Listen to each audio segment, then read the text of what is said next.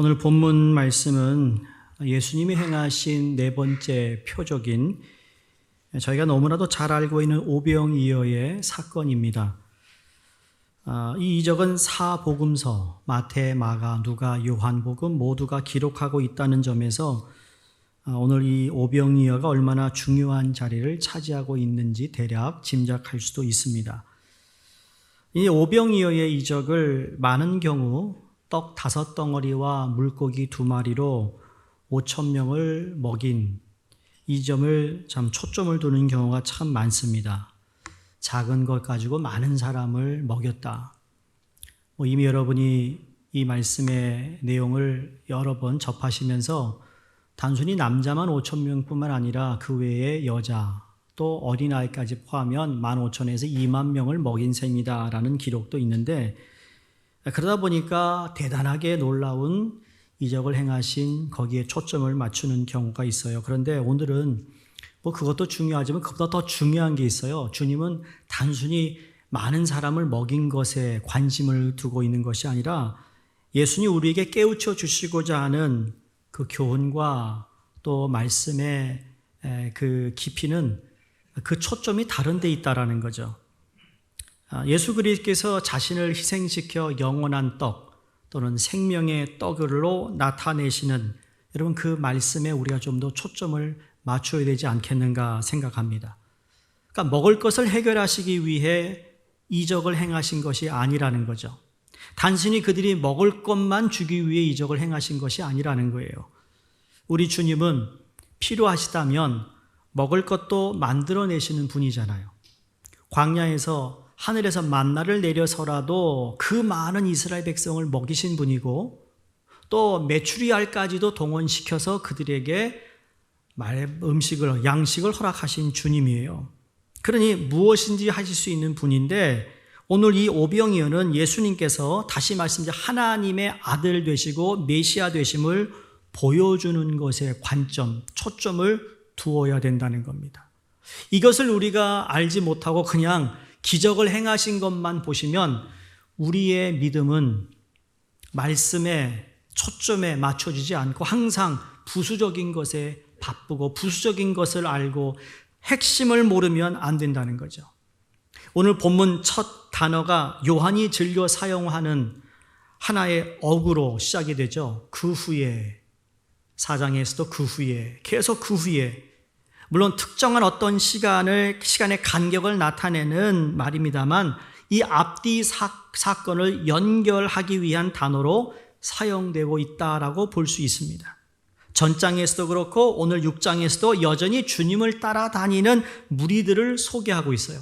그 전에도 그랬고 그 후에도 그렇고 지금도 그렇고 큰 무리가 따르니 이는 병자들에게 행하시는 표적을 보았음이로라.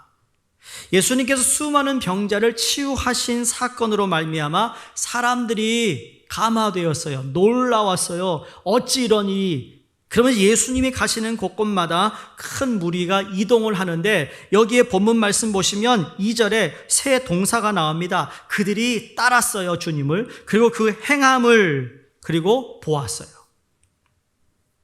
누가 따랐다고요? 큰 무리들이. 무엇을 보았다고요? 예수님이 행하심을 보았어요. 여기 보다는 3인칭 복수 미완료 능동 태도로서 무슨 말이냐면 그들이 지켜보고 있었다라는 거예요. 한 번 보고 만 것이 아니라 그 전에도 보았고 그 후에도 보았고 지금도 보고 있다. 그러니까 주님이 모든 주목을 받고 있다라는 것을 주님이 알고 있었습니다.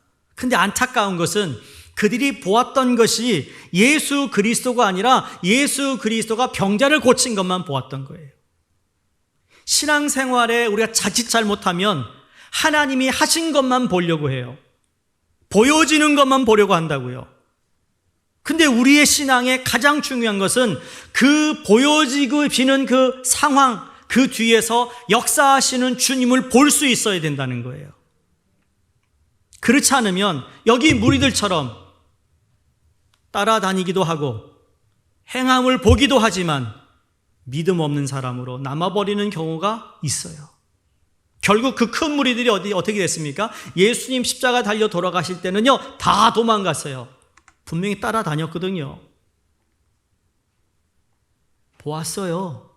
그런데 결국 그들에게는 믿음이 없었어요.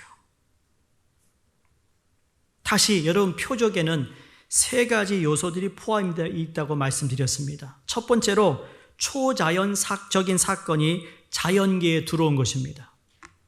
두 번째로 인간의 합리적 사고로는 이해할 수 없는 사건이 표적이고, 가장 중요한 세 번째로는 바로 하나님의 계시와 뜻을 나타내는 방법입니다. 오늘 예수님을 따르던 무리 가운데 많은 사람들이 이적을 그 자체에만 집착하여 예수님을 찾았지, 이분이 하나님의 아들이시고 메시아 되심을 그들이 알지 않았고, 아니요, 관심이 없었어요. 의식이 없었다는 이야기입니다.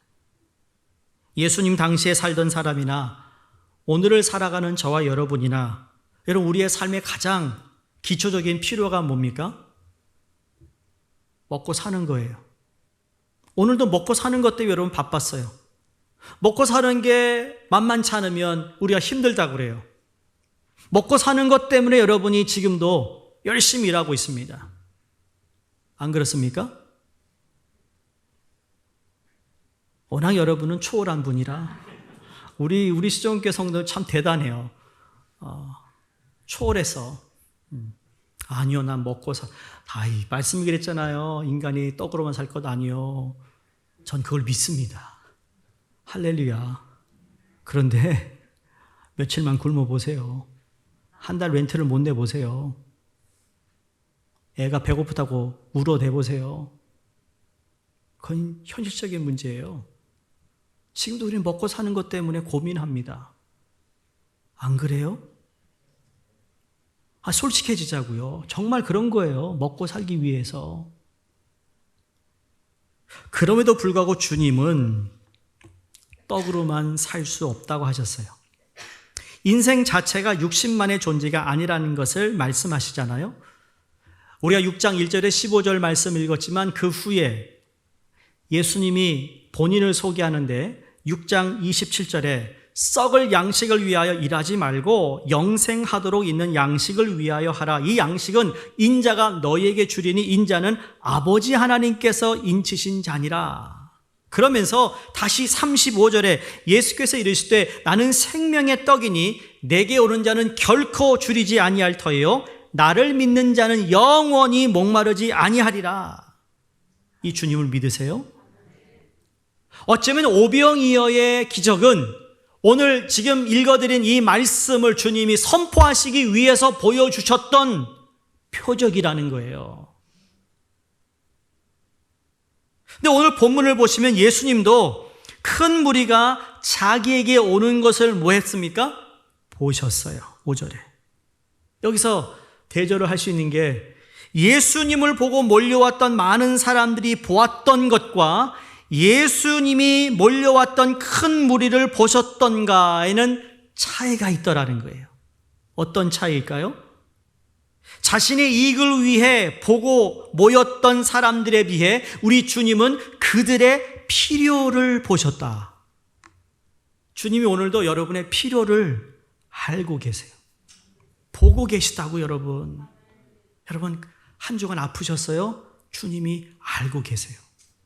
여러분 한 주간 너무 근심 걱정 많았어요? 주님이 그거 보고 있었어요. 누가 나와 함께 도와줄 사람이 없는 자리에 홀로 내가 앉아서 기도했던 것 하나님이 보고 계셨어요. 반대로 여러분이 그런 상황에서 원망, 불평, 누구를 욕하고 가십한 거, 그것도 보셨어요. 주님이 보셨다고요. 자기 자신이 생명의 떡이라고 말씀하시고, 이 떡을 먹는 자는 영원히 목마르지 아니한다고 말씀하셨음에도 불구하고, 여러분 보세요. 이게 우리의 주님입니다. 여러분이 무엇을 보고 주님을 따르든 간에 우리 주님은 여러분의 필요를 아시고 그 필요를 채워주시는 주님이세요. 그래서 주님이 큰 무리들이 묻지 않았어요. 우리 배고파요. 먹을 걸 주세요라고 하지 않았는데도 불구하고 그들이 지금 당장 필요한 게 무엇인지 아시고 오늘 제자들을 불러 이들에게 먹을 것을 주라고 말씀하시는 내용이 시작이 됩니다.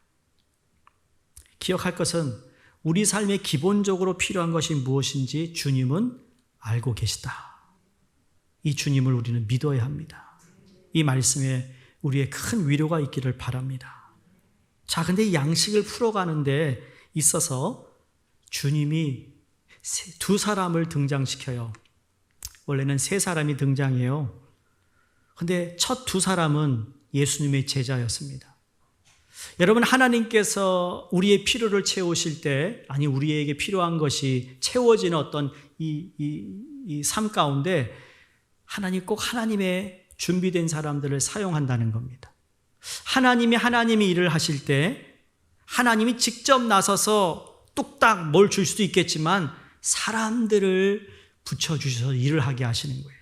여러분이 무슨 일을 하는데 어려움이 있을 수 있어요. 여러분이 어떤 사업을 하는데 정말 일하는 사람이 정말 말썽을 피우고 정말 일을 안 되고 그렇다고 그러면 그 참 마음 아프고 고통스러운 일입니다. 그런데 여러분 그것도 인내하고 정말 기도하는 가운데 성경적으로 그걸 풀어나갈 때 하나님께서는 정말 귀한 사람이 이렇게 귀하구나라는 것을 깨닫게 하세요. 그래서 사람을 함부로 대하지 않는다라는 거예요. 귀한 것을 알게 하시잖아요. 그 교훈을 받은 거예요. 여러분이 새롭게 시작하는데 저희 교회도 새롭게 사업을 시작하는 분들이 있어요.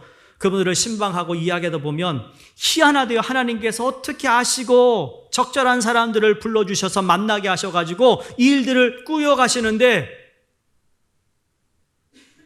본인들이 미안한 마음이죠. 하나님께 드린 것도 없는데 나에게 이렇게 베풀어 주신 은혜, 그건 앞으로 자라라는 뜻이에요. 하나님이 사람을 통해 일하세요. 여러분 주위를 보세요. 여러분 앞뒤를 보세요. 그분을 통해 하나님이 일을 지금도 진행 중에 있어요. 그분 축복하세요. 네? 축복하세요. 축복합니다. 왜 안 하세요? 하랄 때 하라고요. 순종하시라고. 네? 하시라고. 왜 안 하세요? 저기 집사님. 나하고 눈 맞힌 집사님. 왜 안 하세요? 나만 쳐다보고. 하세요. 한국말 그 영어가 좀 편하죠? 사랑해는 힘든데 love you는 쉬워요. 그렇죠? 이상해. 그러면 bless you 해요. God bless you. God bless you. 안 하는 사람은 정말 끝까지 안 해.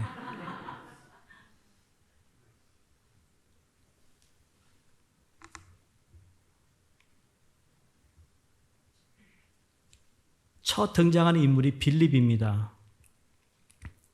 예수님은 의식조차 없었던 큰 무리들에게 행하시고자 하신 일이 무엇인지 분명하게 밝히십니다. 자, 주님이 무엇을 하고 싶다라는 그 목적이 분명합니다. 구약 성경 창세기부터 시작해서 여러 요한계시록 끝까지 보시면 하나님은 무엇을 하겠다는 목적이 정확하신 분이에요. 이거 아셔야 됩니다. 하나님 무엇을 하길 원한다. 소위 What does he want? 하나님 무엇을 원하는가? 두 번째 우리의 질문은 왜 하나님 그걸 하길 원하시는가를 알아야 돼요. Why does he want? 그 다음에 세 번째, 하나님 이걸 어떻게 하시나? How does he want? 완전 영어 강의 같아요. What, how, what, why, how입니다. 정확히 알아야 됩니다. 성경에도 하나님이 무슨 말씀을 하고 있으며 읽을 때 하나님이 왜 이 말씀을 하고 있으며 하나님 이 말씀을 어떻게 성취하시는가? 이게 중요한 겁니다.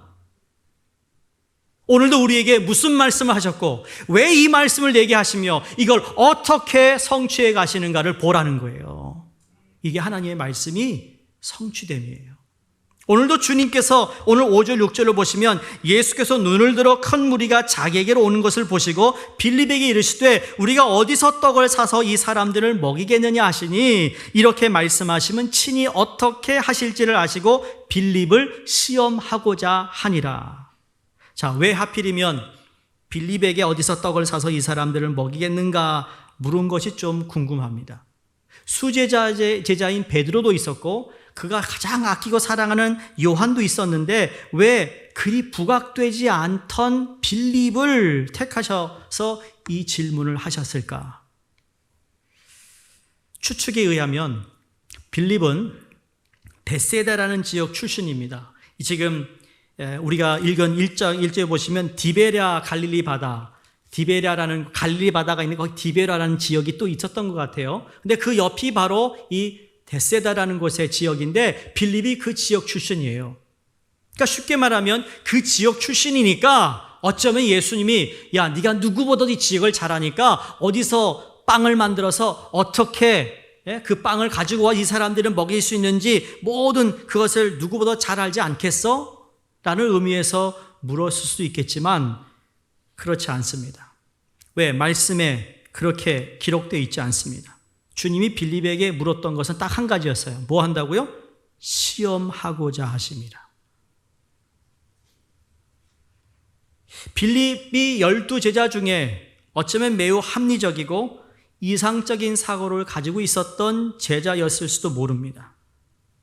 그러니까 7절에 보시면 그의 대답이 보세요. 각 사람으로 조금씩 받게 합시다, 주님. 그렇게 모은 돈 200데나리온을 가지고도 떡이 부족할 건데요. 얼마나 빠른 계산이 빠른지 몰라요. 이런 사람 필요하죠. 다시 한번 보세요. 각 사람 조금씩 받게. 여기 모여있는 사람 있는 거 그냥 조금씩만 일전이라도 받아가지고 모으면 200데나리온 되지 않겠어요? 라는 계산을 예수님께 제시하고 있습니다. 여러분 성경을 다시 보시기 바랍니다. 지금 빌립을 시험하실 의도를 가지셨던 주님, 여기서 무엇을 발견하는가 하면 예수님이 물었던 질문을 보시면 어디서 떡을 사서 이 사람들을 먹이겠느냐 했는데 주님이 빌립이 어떻게 할 거를 알았다고 말씀했습니다. 빌립은 어떻게 한다고요?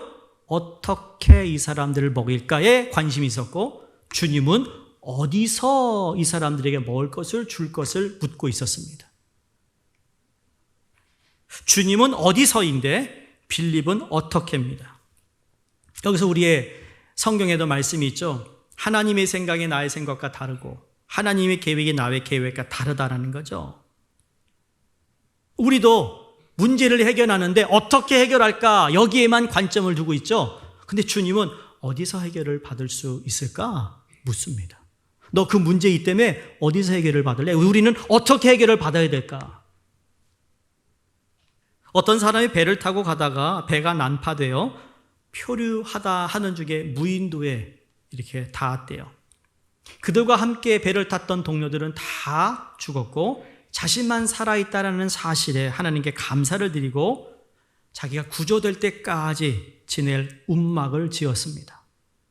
매일 바닷가에 나가 고기를 잡아다가 나뭇가지를 겨우겨우 비벼서 불을 피워 구워 먹으며 하루하루 구제될 날을 기다리고 살았습니다. 어느 날 조개를 잡으러 다시 바닷가에 나가서 돌아보니 피워놓았던 불이 이 움막에 올라가가지고 불이 타버린 거예요. 엎친 데 덮친 것으로. 그러다가 또 비까지 내리는 바람에 이 나뭇가지를 비벼 애써 피워놓은 불길마저 사그러들면서 연기가 푹 피어오르는데 이제는 비를 피할 움막도 없고 음식을 해먹을 불씨조차도 그에게 남아있지 않았다는 겁니다. 생명을 건져서 잠시 감사했는데 이제 언제 구조될지도 모르는 상황 속에서 모든 것을 잃게 된 이 사람이 하나님을 원망합니다. 하나님 왜 내게 이렇게 어려움을 줍니까? 이거 왜 이렇게 합니까? 나 어디서 먹고 자라고? 이렇게 그냥 슬픔에 겨워 눈물을 흘리며 잠이 든 그의 귓귀에 뱃고동 소리가 들리더라는 거죠. 그리고 그 배가 무인도로 와서 그를 구출해 주었어요. 너무 신기해서 아니 여기 사람이 있는 줄 어떻게 알았습니까? 어떻게 알았을까요? 지나가는데 불빛이 보였어요. 저 무인도인데 사람이 안 사는데 그래서 시동을 껐대요. 그리고 가만히 가지 않고 기다렸다는 거죠. 근데 좀 있다가 뭐가 보였어요? 연기가 올라오더래요. 그래서 저기 사람 있나 보다. 그래서 왔더니 당신을 구한 거라고. 이사야서 55장 8절 9절에 분명히 말씀하십니다. 내 생각은 너의 생각과 다르다. 내 길은 너의 길과 다르다. 하늘이 땅보다 높음같이 내 길은 너희 길보다 높으며 내 생각은 너희 생각보다 뭐하다고요? 높으니라. 우리가 아무리 기고 날아도 말이죠, 주님의 생각을 따라갈 수 없어요. 반대로 얘기하면 우리가 아무리 많은 것, 어떻게에 대해서 그렇게 연구를 해도 하나님이 우리를 생각하는 것만큼 따라갈 수가 없다라는 말씀이죠.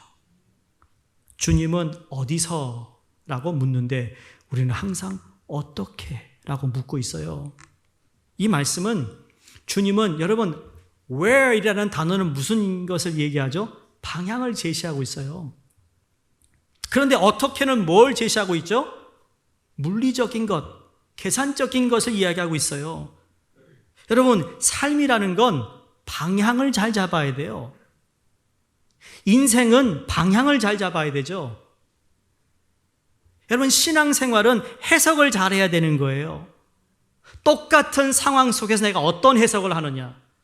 제가 저희 교회 코로나 시작돼가지고 그래도 조금 이렇게 사업을 하는 분들 신방을 하면서 그때 그분들에게 드렸던 말씀 딱 한 가지예요. 다른 거 아니에요. 끝까지 남아야 됩니다. 팬데믹 동안 끝까지 어떻게 하든지 끝까지 남아야 됩니다. 그러고 난 다음에는 여러분 하나님께서 대박이 터질 거라고 난 믿습니다. 진짜 그래요. 여러분 우리 신앙도 끝까지 붙잡고 그냥 겨우겨우 매달려도 좋아요. 놓으면 안 된다는 거예요. 놓치면 안 돼. 붙잡아야 되는 것이죠. 여러분 방향 감각을 잃어버리면 안 되는 것이 아무리 넓은 바다에 좋은 배를 타고 간다 할지라도 방향을 잃어버리면 끝나는 겁니다.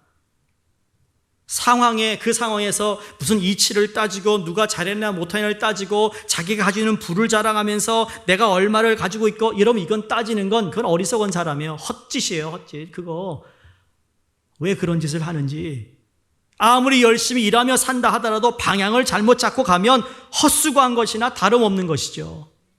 지금 어떻게 그런데 주님이 계신 그 어디로 가는 것을 우리는 잊어버리면 안 되는 것이죠. 바라기는 여러분이 어떻게 라는 질문으로 그냥 사방팔방을 돌아다니면서 이 문제를 해결하고 하시려고 한다면 어디로부터 그 해결이 되는지를 여러분 다시 우리가 주님을 바라봐야 된다는 겁니다. 저는 이 말씀을 통해 뭘 느꼈냐면 친히 어떻게 하시를 빌립을 시험하고자 하십니다. 가까운 미래에 할 일을 이미 주님께서 결정해 놓으셨다라는 거죠. 주님이 몰라서가 아니라는 거예요. 몰라서 물은 게 아니라는 거죠. 이걸 통하여 예수님이 하나님의 아들 되심을 네가 보기를 원하는 것을 주님이 여기서 표현하고 계시는 거죠. 우리 시험을 만나면 여러분 그 시험을 통해 우리가 잘 통과해야 되고 우리가 합격해야 되는데 여러분 그 시험을 통해 하나님께서 우리에게 준비하신 놀라운 축복과 하나님의 은혜를 우리가 볼 수 있어야 된다는 거예요. 기억하시죠? 애굽에서 출애굽을 한 이스라엘 백성들. 처음 출애굽에 얼마나 신났습니까? 이제 우리는 자유의 몸이다로 쫙 나갔습니다. 하나님 인도에 갔는데 어디까지 갔죠? 홍해가 딱 앞에 가로막고 있습니다. 하나님이 인도하셨는데 홍해가 거기 있는지 하나님 몰랐을까요? 아셨습니다. 그럼 하나님은 그 홍해 앞에 이스라엘 백성을 딱 보낸 후에 여러분 홍해를 건너게 하실 것을 주님은 마음에 준비하고 계셨을까요? 안 하셨을까요? 준비하셨어요. 이스라엘 백성이 몰랐을 뿐이죠.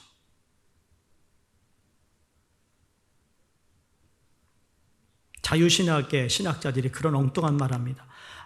그때 홍해를 걸을 수 있었던 것은 그 당시에 물이 수심이 가장 낮은 때야. 그래서 건너갈 수 있었던 거지. 그래서 하나 알고 둘은 모르냐? 뭘 모를까요? 그래가지고 수심이 얕은데 애굽 병사가 다 거기서 침수된 게 그건 뭐냐? 말도 안 되는 얘기하고 있어요. 그게 더 기적 아니냐? 얕은 물에 다 그들이 물에 그냥 다 덮쳐서 죽었다. 말씀드리는 요지는 하나님은 결정해 놓으셨다라는 거예요. 이 시험을 통해 너에게 좋은 것을 주기를 결정하셨다. 여러분 주님이 주시는 시험은 사단이 주는 시험과 다르잖아요. 사단이 주는 시험은 사람을 해치고요, 불이익을 주고요, 결국 하나님으로부터 멀어지게 하는 게 시험입니다. 그래서 여러분, 시험을 당했을 때 내가 지금 하나님부터 멀어지고 기도가 멀어지고 말씀이 멀어진다 그러면 그거 시험이에요, 시험. 근데 마귀가 주는 시험일 수도 있지만, 아니요, 하나님이 그 시험을 통하여 나를 연단케 하시고 성숙과 유익함을 주시기 위해서 시험을 주시는 거예요. 그러니까 시험을 잘 치러야 되는 거예요.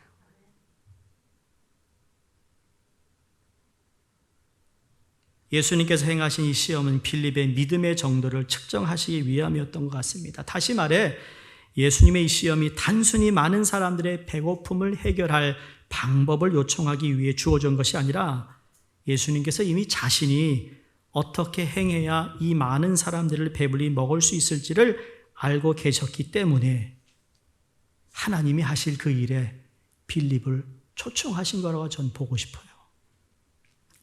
부르신 거예요.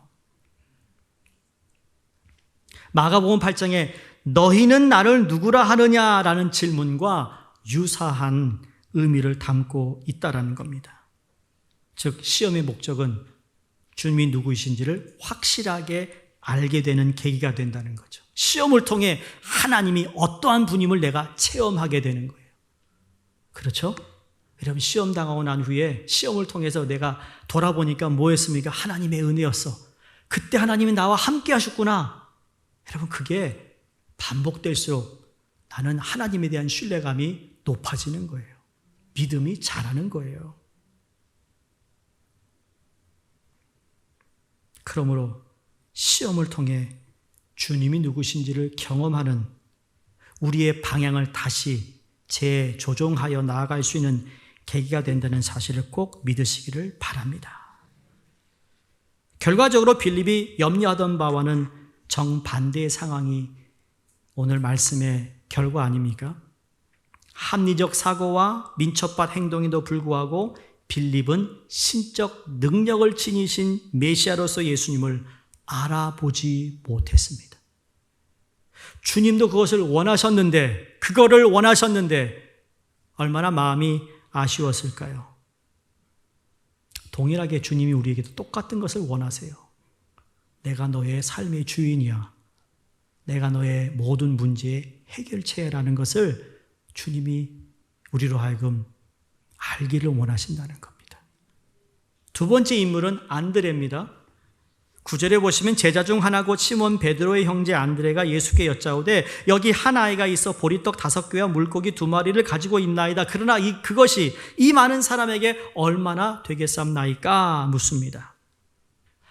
합리주의적인 신앙인인 빌립과는 대조적으로 주님의 이적적인 능력을 의뢰하는 안드레의 신앙의 모습을 우리가 엿보게 됩니다. 안드레는 시몬 베드로의 동생이에요. 오히려 시몬 베드로를 예수님께 인도했던 사람이 누구예요? 동생 안드레예요. 요한복음 1장 40절에 보시면 요한의 말을 듣고 예수를 따르는 두 사람 중에 하나는 시몬 베드로 형제 안드레라. 그가 먼저 자기 형제 시몬을 찾아 말하되 우리가 누구를 만났다? 메시아를 만났다. 예수님 메시아라는 것을 안드레가 어떻게 알았는지 모르지만 그가 그렇게 고백했어요. 안드레가 빌립보다 믿음의 신앙의 안목을 가지고 있었던 것 같아 보입니다. 어찌되었든 본문의 흐름을 보면 빌립과는 반대로 안드레는 매우 적극적이며 긍정적인 인물로 보여집니다. 절망적인 상황에서 재빠르게 하나의 아이의 보잘것없는 도시락을 발견해서 예수님이 이것을 어떻게 하실 것인가 가지고 왔어요. 성도님들, 이걸 하나님이 어떻게 하실까? 주님께 가지고 오는 거예요. 수고하고 무거운 짐진 자들아 다 내게로 오라. 내가 너를 쉬게 하리라 하신 말씀 기억하시죠? 내가 생각하는 여러분 무거운 것도 있지만 어쩌면 가장 너무 작기 때문에 이거 뭐 하나님께 드릴 필요가 있을까 하는 것까지도 주님께 드릴 수 있는 우리가 되어야 된다는 거예요. 큰 염려에서 작은 염려 이르기까지 주님을 의뢰하는 거예요. 여러분, 당연히 여러분의 자녀가 학교 갔다가 공부 잘하고 집에 다시 돌아온다. 우리 아는 이야기입니다. 그렇죠? 그리고 지금까지 잘 돌아왔어요. 그걸 당연시하고 있어요. 여러분, 그 아이들이 학교 가서 무엇을 배워오는지는 물어보셨나요? 지금 공립학교의 교육이 지금 너무너무 심각해지고 있잖아요. 우리 믿는 사람들로 하여금 이거 정말 공립학교를 보내야 돼야 할 정도입니다. 남자, 여자가 지금 없잖아요. 병원에서는 어느 분이 병원에 검사 받으러 갔는데 질문해 보니까 그전에는 당신이 남자니까 여자입니까? 박스가 두 개밖에 없. 지금은 남자니까 여자입니까? 중간입니까? 성 전환했습니까? 거기에 뭡니까? 까지.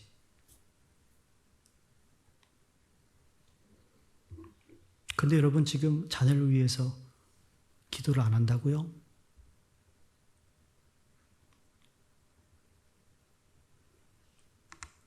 다음 세대가 지금 다른 세대가 되어가고 있습니다. 아세요?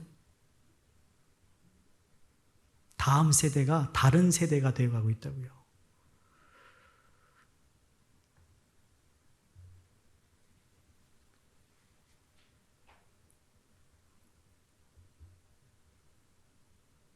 주님께 그 작은 것까지도, 어떻게 보면 그들이 배우고 있는 것까지도 하나님,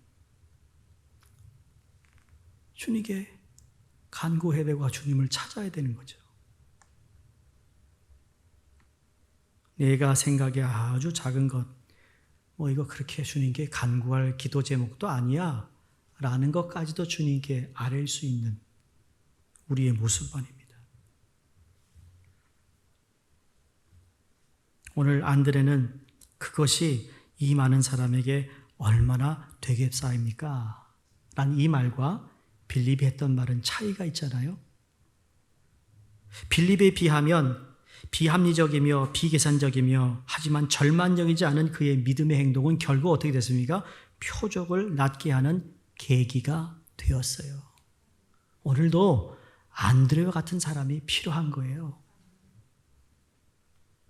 일반적인 유대 사람의 보통 주식은 밀가루로 만든 빵이라고 합니다. 그러니까 보리로 만든 빵은 부유하지 못한 사람들이 먹었던 주식입니다. 물고기는 작은 물고기로서 우리 한국 사람 식탁에 올라오는 여러분 무슨 고등어라든지 조기라든지 무슨 꽁치라든지 이런 그건 큰 물고기입니다. 지금 여기 물고기는 영어로 엔초비. 여러분 이탈리안 피자 오더하면 탑핑에 엔초비가 있죠. 얘네도 엔초비가 있네. 우리 한국 엔초비 요만한데 그 사람도 이만해요. 이 엔초비 이 두 마리라는 거예요. 그것도 소금에 절여놓은 엔초비. 보리빵을 먹다가 물도 없는데 목이 마르면 엔초비 하나 다면 말이죠. 금방 침이 나와가지고 먹을 수 있게 하는 그 물고기. 얼마나 작은 거냐고요. 그런데 그걸 주님께 가지고 왔습니다. 물어볼게요. 여러분 안드레가 이 떡 5덩어리하고 이 물고기 2마리 가지고 주님께 가져갔다는 게 참 희한합니다. 여러분은 가져가겠어요? 주님께? 난 가져간다. 안 가져간다. 대부분은 모른다. 대부분 모르는 것 같아. 대답을 안 해요. 아마 대부분 안 가져갔을 거예요. 이거 가지고 어떻게 5,000명을 먹여? 말도 안 돼. 여러분 우리는 계산적으로 물리적으로는 그건 맞는 얘기인데 우리의 신앙의 믿음은 그것도 주님께 가져오는 거예요.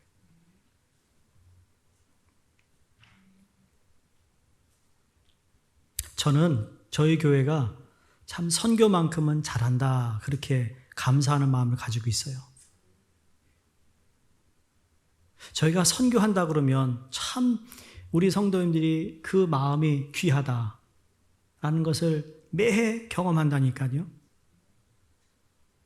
우리의 작은 손들을 모아 선교를 위해 후원금을 만들어내는 액수를 보면 얼마나 감사한지 몰라요. 왜 그런지 아세요? 이거라도 주님께 드리고자 하는 작은 우리의 손길이 하나님이 그걸 부풀으시게 하시고 널리 쓰이게 하시는 거라는 거죠. 그러니까 작은 양이었지만 예수님에게 가지고 나온 안드레의 믿음을 우리도 본받아야 되리라 믿습니다. 내가 가진 것이 아무리 적다 하더라도 주님은 이 작은 것을 볼 때 우리 생각은 필요로 하지 않을 것 같다라는 생각이 들어도 주님은 그것을 받으시고 주님이 그것을 큰 것으로 이루시는 하나님을 우리로 하여금 경험하게 하는 복된 삶이 되기를 주의 이름으로 축원합니다. 자, 오늘 마지막 인물은 누굴까요? 예수님입니다. 우리 주님은 오늘 문제의 해답이 어디에서부터 나오는지를 알고 계신 분이고 우리 역시 우리의 문제의 해답이 어디에서 비롯되는가를 알아야 하는데 여러분 어디에 있습니까? 바로 다시 어디서라는 질문을 돌아가 보면 문제를 어떻게 해결하느냐도 중요하겠지만 더 중요한 건 어디서 문제를 해결받느냐는 거예요. 지난주에 가버나움, 여러분의 왕의 신하 이야기를 하면서 그 가버나움의 신하가 그곳에서 모든 자기의 힘과 권력과 인맥, 돈을 동원하여 아들을 고치려고 했습니다. 어떻게 하든 고치려고 했습니다. 어떻게 하든. 그런데 갈릴리에 누가 온다고요? 그 예수가 온다는 소식을 듣고 어디로 온다고요? 갈릴리로 온다는 소식을 듣고 그 예수님이 계신 곳으로 갔어요. 그랬더니 문제 해결이 됐어요. 여러분, 주님께 가는 거예요. 죄의 문제, 영생의 문제, 죽음의 문제, 삶의 문제, 가정의 문제, 이 문제의 답이 우리 주님에게서부터 나온다는 겁니다. 여러분, 솔직히 경제적으로 정말 타이트한 삶을 살고 계세요? 여러분의 자녀 때문에 너무 마음이 아프고 이것 때문에 눈물의 기도를 드리세요? 여러분이 육신의 질병 때문에 아니면 여러분이 남에게 말하지 못하는 내 열등감, 내 자존심 때문에 오픈하지 못하는 여러분의 삶이세요? 상관없어요. 주님은 모든 문제의 해결사가 되신다는 거예요. 그건 내가 그분께 가야 하는 거예요. 안드레가 그걸 가지고 오지 않았으면 하나님이 예수님이 다른 방법으로도 하셨겠지만 그러나 주님은 그 작은 것을 통해 하나님이 역사를 이룬 것처럼 오늘 이 기적이 일어난 것은 그 헌신적인 작은 것이었지만 주님이 하신 건 딱 하나였습니다. 오늘 본문에 보면 주님은 딱 한 가지만 하셨어요. 뭘 하셨습니까? 축사하셨습니다. 예수께서 떡을 가져 축사하신 후에 앉아있는 자들에게 나눠주시고 물고기도 그들의 원대로 주시니라. 축사하셨다. 이게 감사했다라는 원어의 말씀입니다. 여러분, 무엇을 주님이 감사하셨을까? 물론 떡 5덩어리와 물고기 2마리를 받았다라는 것에 먹을 것이 생겼다라는 것 자체를 통해 감사하셨으리라 생각하는데 그건 반쪽이에요. 주님은 그것만 감사한 것이 아닙니다. 이걸 통하여 하나님이 이루실 성취하실 일들을 감사했습니다. 여러분, 우리의 감사가 거기까지 가기를 원합니다. 지금까지 지내온 것 감사합니다. 그렇죠? 그러나 앞으로도 함께 하실 것을 감사해야 되는 거예요. 한 주간을 지키신 하나님께 감사하지만 오늘 내가 또 주님께 혹시 여러분 감사함을 드렸다면 그 감사함은 이 한 주도 내게 승리케 하시는 하나님을 감사하는 거예요. 미리 감사하는 거예요. 그 수준까지 가자고요, 여러분. 그때 주어진 것만 감사하지 말고 앞으로 하나님이 이 일을 성취할 것을 바라보며 감사하라는 거죠. 그게 아무리 작은 것이라도 그렇게 감사드린 사람의 삶은 달라집니다. 아까도 말씀드렸지만 여러분 또 다른 분을 만나 신방하고 이렇게 식사를 하면서 그분이 그런 얘기합니다. 목사님, 꾸준히 씨앗 헌금을 했는데 씨앗 헌금을 통해 하나님께서 놀라운 일을 하세요. 나는 상상도 하지 않은 거. 가게에 말이에요. 팬데믹 때 이 바닥도 고쳐야 되고 너무 헐어가지고 고쳐야 되는데 이 빌딩 주인이 바뀌었대요. 바뀌었는데 비가 엄청나게 온 날이 있었잖아요. 그래가지고 물이 꽉 차가지고 다 그냥 이 가게를 정말 수리 안 하면 안 되는데 새로 주인한테 전화를 걸었더니 걱정하지 마라. 내가 다 고쳐준다 그러더래요. 그 주인이 지금 정신 나갔어. 돈벌이도 안 되는데. 그래가지고 몇만 불을 그냥 다 주인이 고쳐줬대요. 그게 전부가 아니에요, 여러분. 그것만 전부가 아니에요. 이어진다니까요. 그 다음에 또 무슨 일이 있었느냐? 참, 나도 들으면서 참, 하나님, 내 목회는 왜 그렇게 안 되고 왜 이렇게 성도 살만 저렇게 되나? 목사보다 여러분을 더 사랑한다고, 양들을. 모세 그렇게 그냥 고생만 시키고 말이에요. 이스라엘 백성이 그렇게 원망 불평하더니 어떻게 그들은 그냥 어쨌든. 근데 그분이 또 얘기합니다. 나는 걱정스럽거든요. 이 팬데믹에 손님을 어떻게 받나. 그런데 더 좋아졌대요. 타임이 플렉시블하고 어포인먼트 only. 들어오는 수입은 그전과 똑같고, 그렇죠? 돈이 안 떨어져야 돼. 수입이 일정해야 돼. 근데 여러분, 이게 그분의 이야기만 아니에요. 이 역사는 여러분의 삶에도 동일하게 하나님이 하신다는 거예요. 중요한 건 여러분이 그걸 하나님께 드리는 거예요. 그분의 손에 올려드리는 거예요. 내가 감사하지만 주님은 그 받은 걸 가지고 하나님 아버지께 감사한다고요. 우리 중보자가 되시는 그분이. 놀라웠던 것은 오래전에 어느 목사님이 부흥에 오셨는데 씨앗 헌금을 그렇게 강조하셨던 분의 것을 기억하고 씨앗 헌금을 한 것인데, 하나님은 위기 때 하나님께 더 큰 축복을 허락해 주시더라는 거죠. 이 말씀을 드리는 건 작은 것이었어요. 씨앗 헌금이 여러분 수천 수만 달러가 아니라 작은 것을 모아 주님께 드린 거예요. 미리 감사하신 것이죠. 하나님의 열매를 기대하며 드린 것. 그랬더니 오늘 본문의 결론이 뭡니까? 그들이 원하는 대로 주라. 그들이 배불렀다. 나머지 뭐죠? 12광주리가 남았다. 그 작은 것 가지고 하나님 이렇게 우리의 축복을 주신다는 거죠. 그러므로 우리 신앙생활이 너무 물리적, 그냥 계산적으로 여러분 신앙생활을 하지 마시기 바랍니다. 특히 하나님 앞에서는 그러지 마시기 바랍니다. 오히려 하나님께서 하실 일, 성취하실 일을 기대하며 여러분 감사하시기를 주의 이름으로 축원드립니다. 그랬더니 사람들이 뭐예요? 이분이 메시아이다, 선지자로다, 그들이 고백을 합니다. 예수님을 왕으로 모실 것 같은 분위기니까 어떻게 합니까? 예수님이 또 피신합니다. 주님이 혼자 영광을 받지 않겠다는 이야기죠. 내가 영광을 받기 위해 했던 것이 아니에요. 단지 우리의 삶에 필요를 하시고 채우시고 작은 것을 주님께 감사함으로 드릴 때 주님은 우리가 구한 것보다 더 큰 것을 주시는 하나님이 되심을 믿으시기 바랍니다. 그 삶을 통해 예수님이 온 인류의 구원자가 되심이 표적이 우리의 삶 가운데 보여지기를 주의 이름으로 축원드립니다. 기도하겠습니다.